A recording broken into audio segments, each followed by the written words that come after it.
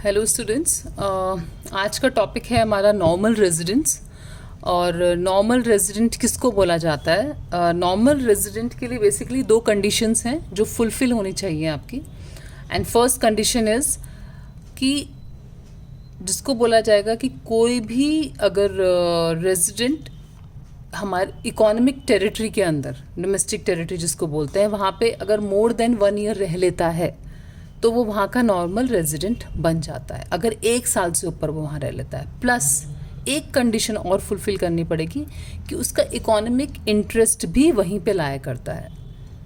और economic interest मतलब कि उसका खाना, कमाना, खर्चना, मतलब basically earning, spending and accumulation, ये तीनों चीज़ें अगर वो कोई इंसान किसी डोमेस्टिक टेरिटरी में रह रहा है और वहाँ पर ही उसका इकोनॉमिक इंटरेस्ट है, तो ये दो कंडीशंस अगर, मतलब ये प्लस हैं, basically these two condition should be fulfilled. अगर ये दोनों कंडीशन फुलफिल हो जाती हैं तो उस पर्सन को या इंस्टीट्यूट को हम क्या बोलेंगे, वो नॉर्मल रेजिडेंट है वहाँ का। क्लियर? तो दो कंडीशंस आपको समझ आ गई। एक तो 1 साल से ऊपर रहना पड़ेगा, एंड सेकंड आपका इकोनॉमिक इंटरेस्ट भी वहाँ पे हो।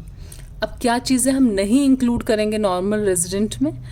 अगर मान लो कोई फॉरेन टूरिस्ट हमारे यहाँ पे आ गए, घूमने के लिए आ गए, अब वो कितने भी टाइम के लिए घूमने आए हो, तो they can't be normal resident of our country. ठीक है, तो उसको हम नहीं मानेंगे। Second, foreign staff of embassies and officials, जो भी हमारे यहाँ एम्बेसीज हैं, कॉन्सुलेट्स हैं, कोई भी ऑफिशियल्स अगर हमारे यहाँ आते हैं उनके साथ में एम्बेसीज के काम करने हैं, तो वो बाहर की कंट्री के, तो फिर भी वो अगर यहाँ रह के काम करते हैं लंबे टाइम, तो they are not normal resident.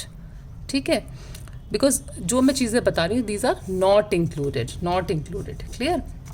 Number 3, जो इंटरनेशनल ऑर्गेनाइजेशंस हैं, लाइक अगर WHO की बात करें, UNO की बात करें, अगर उनके ऑफिसेज हमारे कंट्री में हैं तो हम ये नहीं बोल सकते कि they are normal resident of India, तो वो नहीं है, बिकॉज इंटरनेशनल ऑर्गेनाइजेशंस जो होती हैं वो कहीं की भी नॉर्मल रेजिडेंट नहीं होती हैं।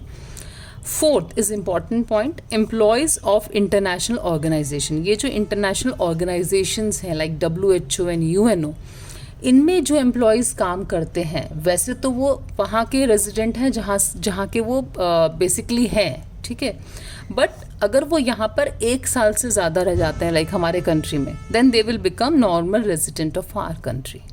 क्लियर? तो एम्प्लॉयज़ के लिए क्या है कि हम एम्प्लॉयज़ जो होते हैं इंटरनेशनल ऑर्गेनाइजेशन के, अगर वो 1 साल से ऊपर रह जाएंगे तो they will be included in normal resident. आप उसको इंक्लूड कर लेंगे, मतलब माना जाएगा दे आर नॉर्मल रेजिडेंट।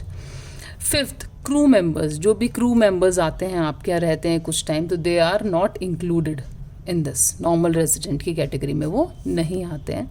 या फिर बॉर्डर वर्कर्स लाइक अगर नेपाल से कोई काम कर रहा है, वो डेली हमारे इंडियन बॉर्डर के वहाँ पे आके काम करता है, वापस अपने कंट्री चला जाता है, तो उसको हम इंक्लूड नहीं करेंगे, बिकॉज वो अपने कंट्री का ही रेजिडेंट है, जहाँ पे वो वापस जाता है, वो सिर्फ यहाँ पे काम करने के लिए आ रहा है। तो ये सारी जो कंडीशंस हैं इन सबको हम नहीं इंक्लूड करेंगे, और ये जो 2 कंडीशंस हैं फुलफ़िल होनी चाहिए आपको अगर किसी को नॉर्मल रेजिडेंट बोलना है तो।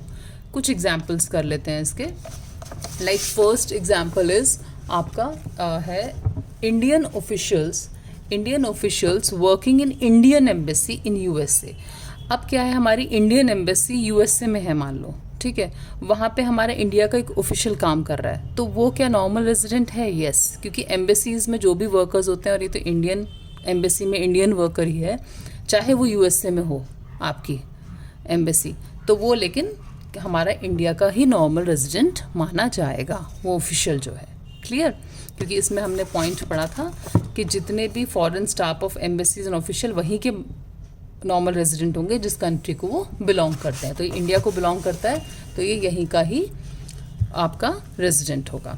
Second is Indian working in UNO office. अगर इंडियन कोई UNO ऑफिस में काम कर रहा है, लोकेट वो इंटरनेशनल ऑर्गेनाइजेशन जो UNO है वो कहाँ पर है? अमेरिका में है, तो ये कंडीशन भी हमने पढ़ी थी। बट वहाँ पे उसने कितने दिन काम किया? 1 साल से कम।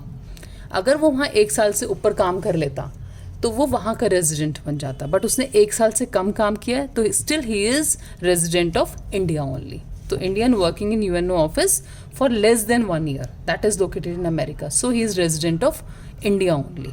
क्लियर?